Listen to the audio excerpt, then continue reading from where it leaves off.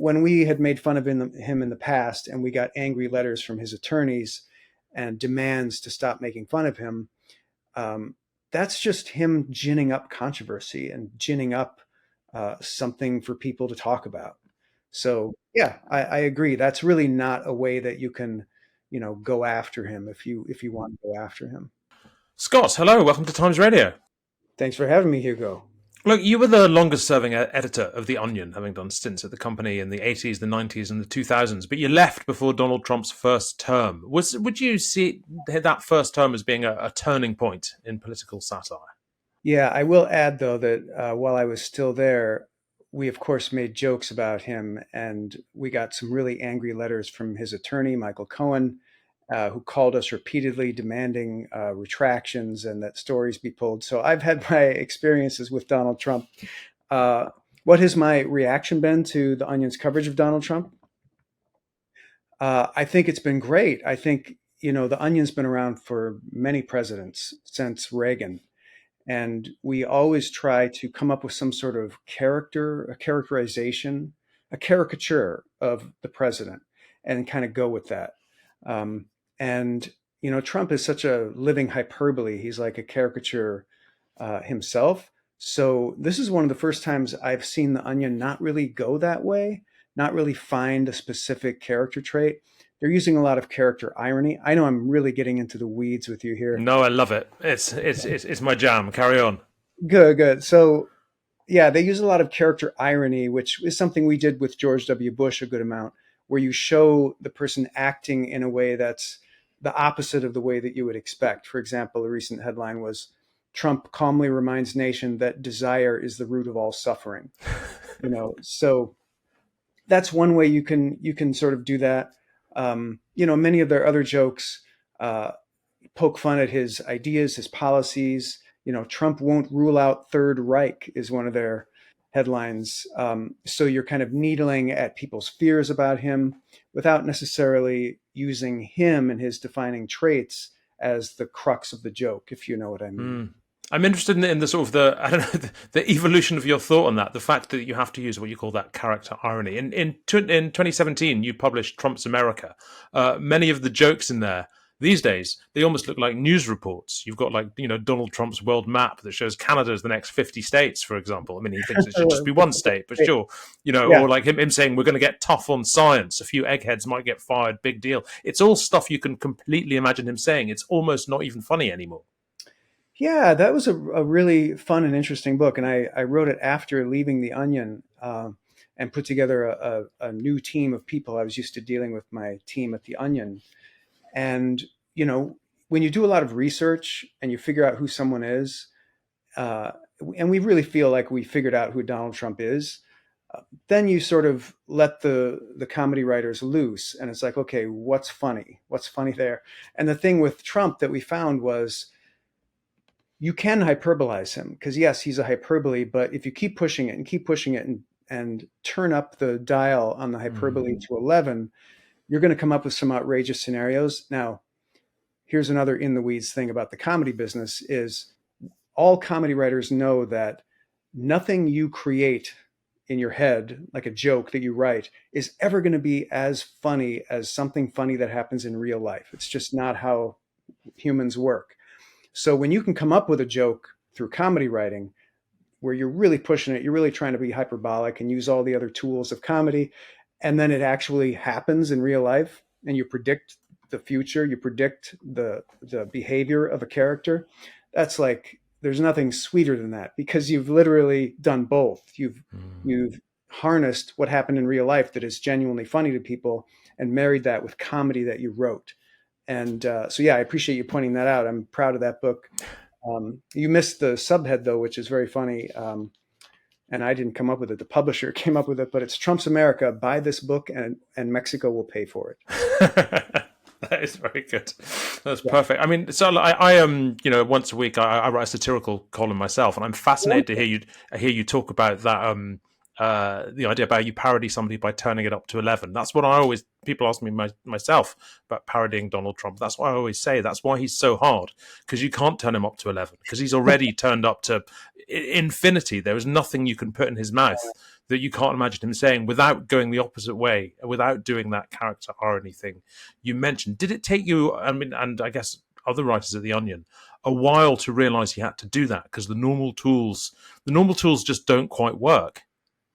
Yeah, well, like I said, the Onion's been covering presidents for a long time, so we know what the tools are, and I've written about them in my book, How to Write Funny. There are 11 different tools of satire, and character is just one of them, and irony is another one. You put those together and you get character irony, which we've already talked about. Hyperbole is a third one. There are eight more, so Mm-hmm. you just keep pulling from. Parody is one of them that you mentioned. You can parody. Trump's done so many forms of entertainment. He's been a celebrity. He's had products, so you can parody all that stuff. You can use other tools like reference or wordplay, which the Onion does quite often. Like with that Third Reich idea I mentioned, that's a wordplay joke. So there's all these other tools you can pull from to come up with jokes. Yes, it can get frustrating if you're relying solely on character and hyperbole. Does does it help or hurt to be angry when writing satire? Because one wonders at the moment if a lot of liberal satirists, not always including The Onion, who I still think are running pretty strong, but a lot of liberal satirists, they struggle with Trump because they're just too cross. Yeah, I think personally that passion, whether it's anger or effusive joy, whatever it is a wonderful first emotion to feel when you're just generating the raw material that you're going to write about. But then when it comes to the actual execution and the writing, then I think you really have to turn all that emotion off and focus on the logistics. And it's a very intellectual process. People used to laugh at Onion meetings when they would show up because it's like, you guys aren't laughing. You're just sitting there having a discussion like scientists. Yes, we're Mm-hmm. talking about the scientific principles that go into, okay, what makes this joke work? Is this word going to help? Is this word going to help? Should we cut this word? Should we make this part longer? Does this need another beat? It's a very intellectual process. So harnessing the lightning of that emotion into a very intellectual process to me is the real key for writing good satire.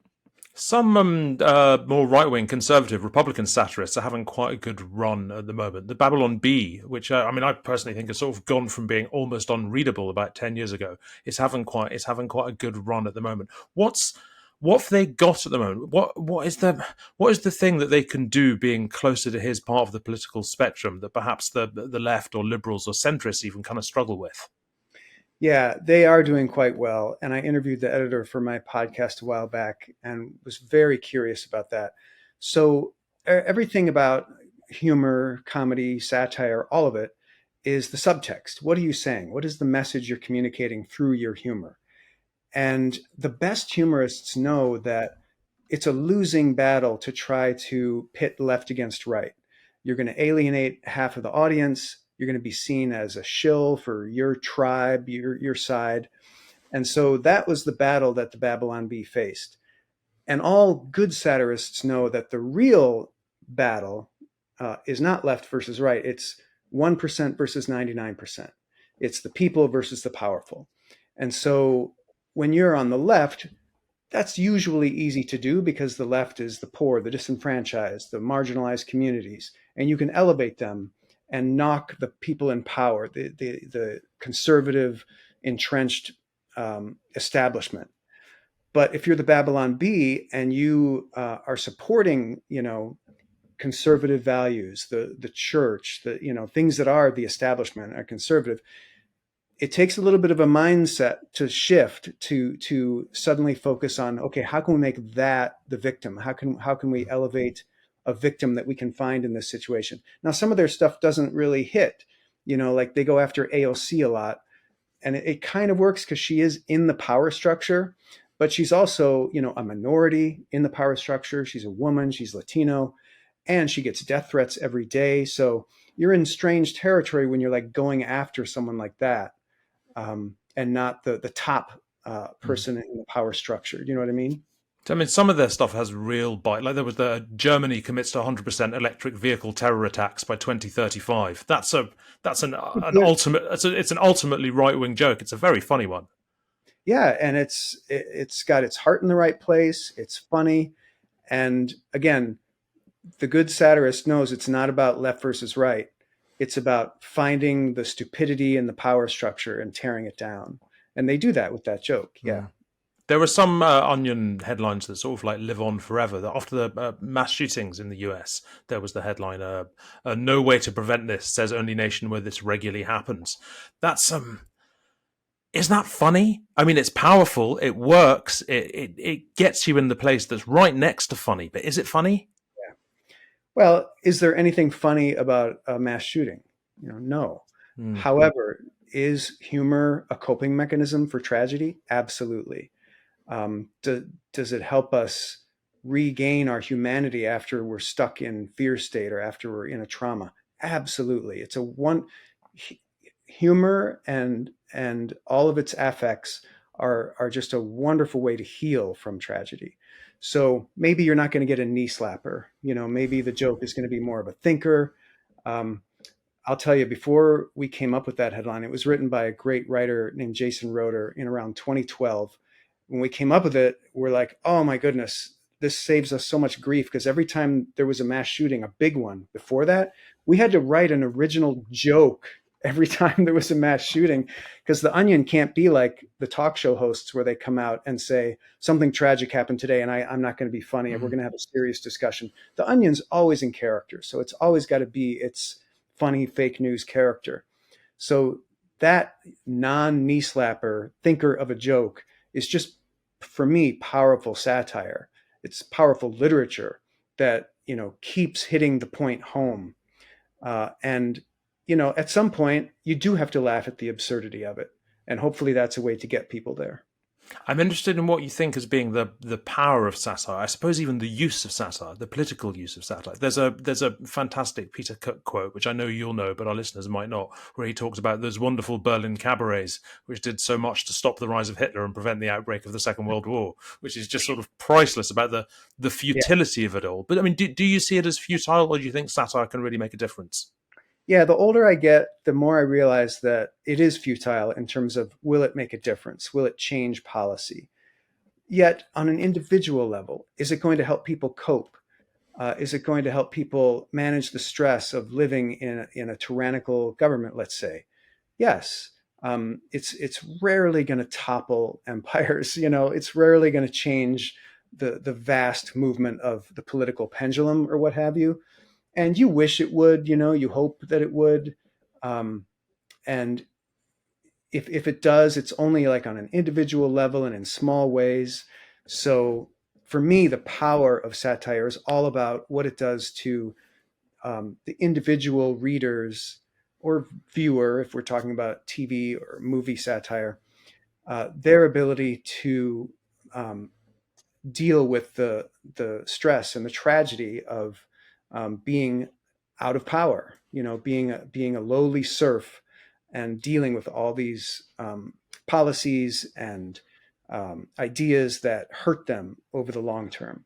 It's there as a salve.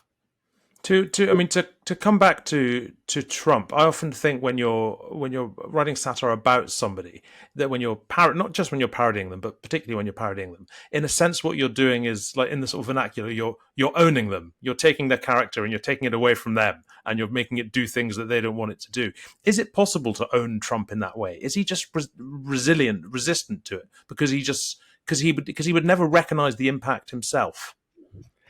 Yeah, in a way, he's unique in that, because he's a pure narcissist who wants any kind of attention, positive or negative. So you can ridicule him in the worst possible way. Um, who was the Charlemagne the God? Just tore him down. Not trying to be funny, but he's just like really trying to tear him down. And so Trump lashes out and calls him a racist and all this other stuff. Um, that's good for Trump, because that's just more attention on Mm. Trump. You know. So when we had made fun of him in the past, and we got angry letters from his attorneys and demands to stop making fun of him, um, that's just him ginning up controversy and ginning up something for people to talk about. Mm. So yeah, I agree. That's really not a way that you can, go after him if you Yeah. want to go after him. Look, you've got a book coming out later this year, The Onion Story. What can you tell us about that?